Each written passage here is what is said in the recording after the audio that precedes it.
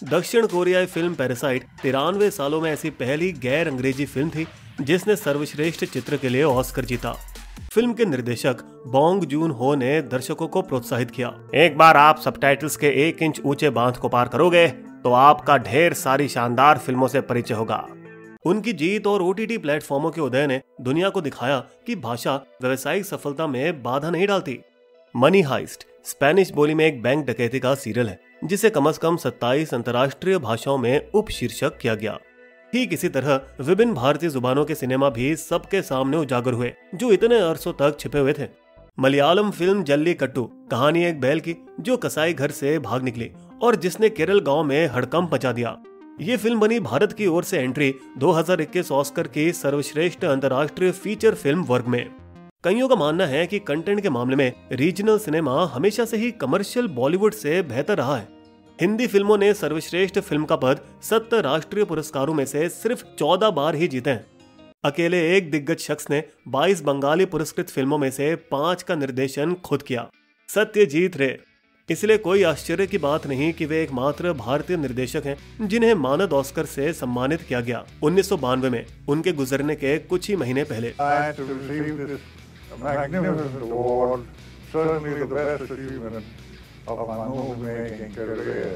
बॉलीवुड निर्माता regional cinema में उपन्यास कहानियों की पहुंच को महसूस करते हुए हिंदी फिल्मों में उसे रीमेक कर रहे हैं, और वो भी इतनी नकल करके कि स्क्रीन भी नहीं बदलते, और कभी तो एक ही निर्देशक के साथ। संदीप रेड्डी वांगा ने इन दोनों फिल्मों को डायरेक्ट किया, और क्योंकि हिंदी फिल्मों का मार्केट बहुत बड़ा है, बॉलीवुड बिना दिमाग लगाए बढ़िया पैसे कमा जाते हैं।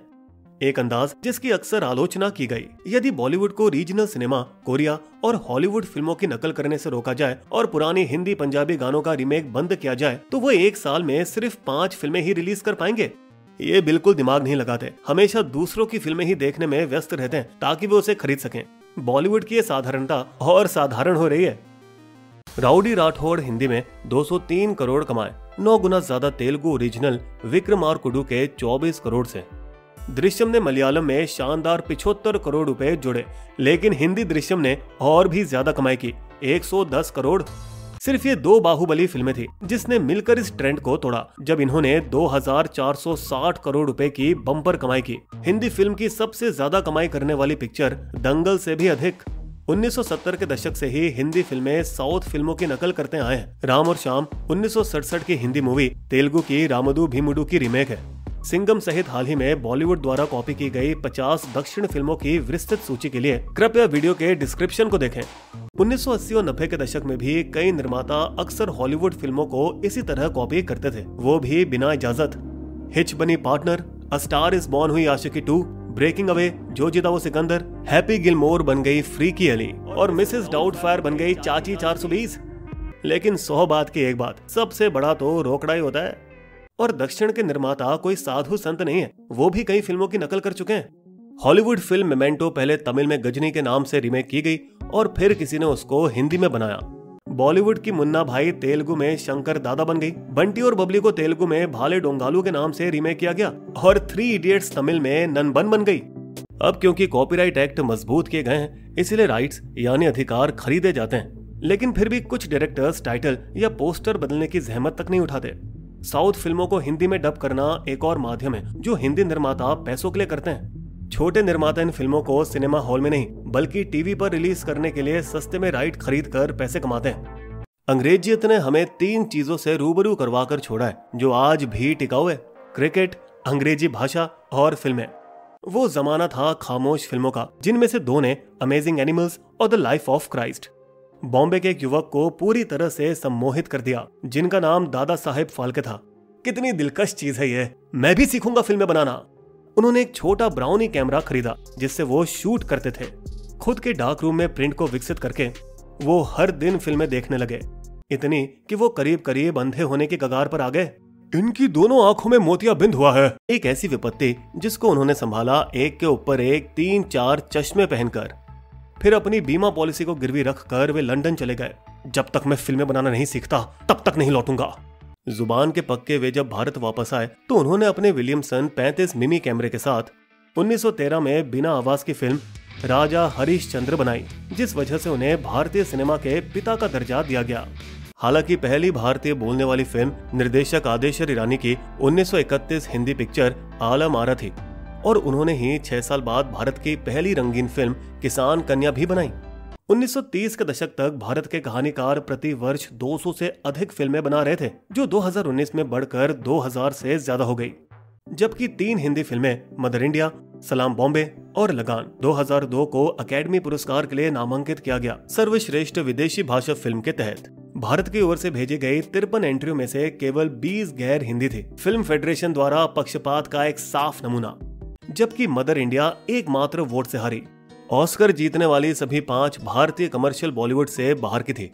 कोल्हापुर के जन्मे भानु अथैया ने फिल्म गांधी के लिए बेस्ट कॉस्ट्यूम डिजाइन का खिताब जीता। चेन्नई के ए.आर. रहमान ने स्लम डॉग मिलियनेयर के लिए 2 ऑस्कर जीते, जिनमें से एक उन्होंने गुलजार साहब के साथ साझा किया और केरल में पैदा हुए रसूल पुकुटी को उसी फिल्म के बेस्ट साउंड इंजीनियर के लिए। हम शायद ये भी कह सकते हैं कि साउथ स्टार की लोकप्रियता बॉलीवुड की तुलना में बड़ी है। दक्षिण सुपरस्टार की नई रिलीज हमेशा हाउसफुल की गारंटी देती है, भले ही चारों ओर महामारी क्यों न चल रही हो। थलपति विजय स्टारर मास्टर और रवि तेजा की क्रैक ने पहले सप्ताह में 158 और 60 करोड़ रुपए इकट्ठा किए जब सिनेमा घर खुले।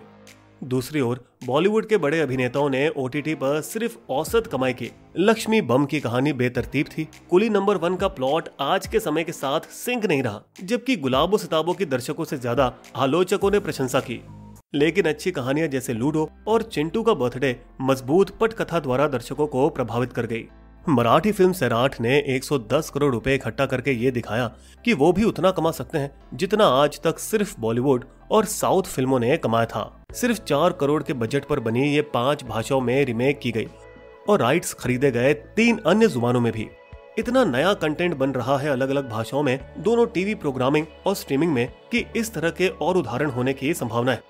हाल ही में लॉन्च किए गए अलग अलग ओटीटी भाषा प्लेटफॉर्म आहा तेलुगु, कूडे.in मलयालम, सन नेक्स्ट साउथ की सब भाषा, प्लेनेट मराठी, सिटी शोर.tv गुजराती, होइचोई बंगाली, ओली प्लस उड़िया और स्पूल भोजपुरी, ये सभी अंतर्राष्ट्रीय ओटीटी प्लेटफॉर्मों से अच्छी प्रतिस्पर्धा करेंगे।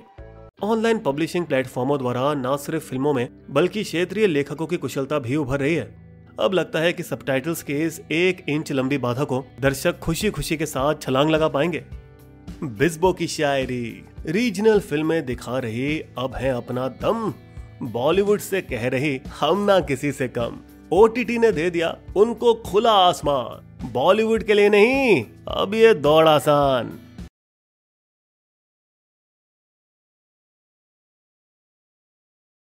हमें हमारे डिस्कॉर्ड पेज में ज्वाइन करना मत भूलिएगा और साथ ही हमें फॉलो कीजिए इंस्टाग्राम बिस्बो हिंदी में। अगर आपको हमारी वीडियो पसंद आए तो सब्सक्राइब करें हमारे यूट्यूब चैनल को और पेज पर बने बेल आइकन को क्लिक जरूर कीजिएगा ताकि आपको हमारे लेटेस्ट वीडियो की जानकारी आसानी से मिल सके। धन्यवाद।